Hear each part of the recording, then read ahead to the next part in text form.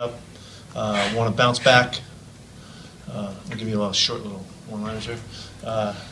We need to get right.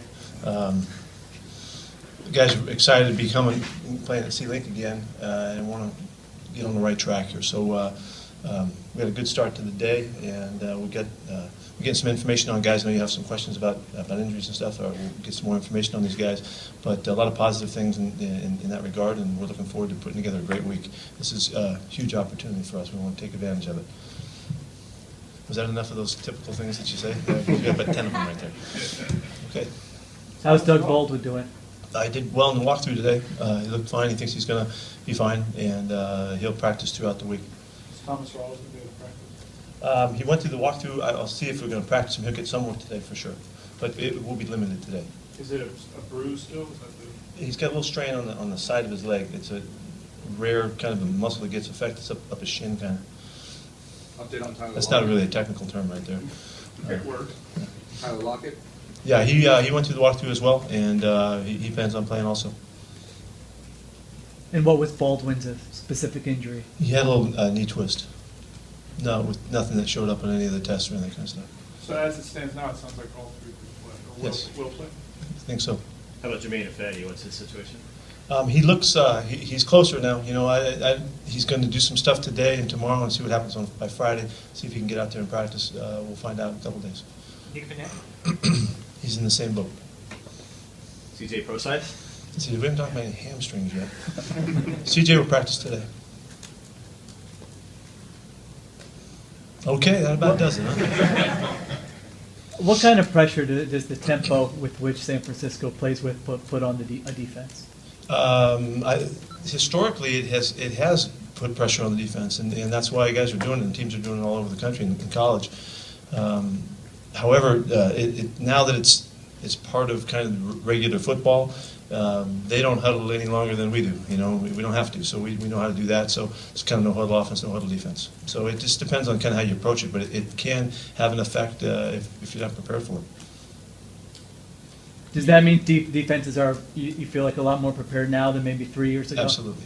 Yeah, absolutely. I mean, even the guys coming in, they've played in no huddle situations all through their college career too. So it's not a big transition. How's Russell doing today? What did you see in the walkthrough from him? He looks better than last week. Starting the week, he's ahead. When you looked at the running game, you talked about getting more balance between run and pass. What have been the issues that you guys have run up against trying to establish?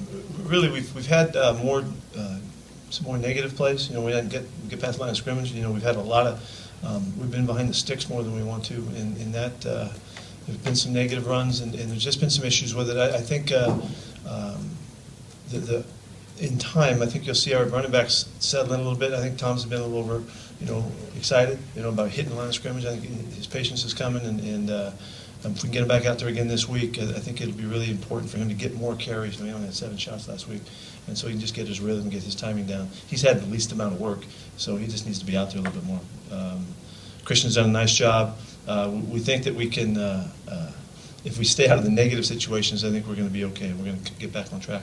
Is there an impact with Russell not being able to be as much of a rushing threat in the read option? It could be, but he still is. You know, he took off a couple of times last week, and he'll do it again. And we're not excluding that kind of part of the run game in the offense. So he still can move, as well as most guys.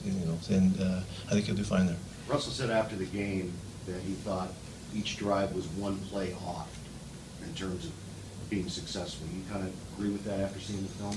I don't know. I don't know that I see it exactly the same way. We generally see eye to eye on stuff, but we hadn't talked about it that way. So, but there was stuff, that we had a negative play that just puts you behind the sticks, like we're talking about. Then there's a penalty sometimes in there that they put you behind, and so we feel like we're really close. We feel like we can see the execution. We can see the potential to make the ball move up and down the field like we want to. I'll go back to third down again. Our third down numbers, if we flip those like we know how to, everything will change. Is there anything not getting turnovers on defense so far? Has there been anything to that in these first 2 games? Yeah, we haven't got any. That's the theme. It's Offenses have been really good against us. They've not given us many chances. They've been pretty conservative because the score has been so tight. They've been able to, and they've done a nice job of keeping the ball away from us. Generally, you look at the pass rush and you think, well, that's where you get a lot of issue for your opponents.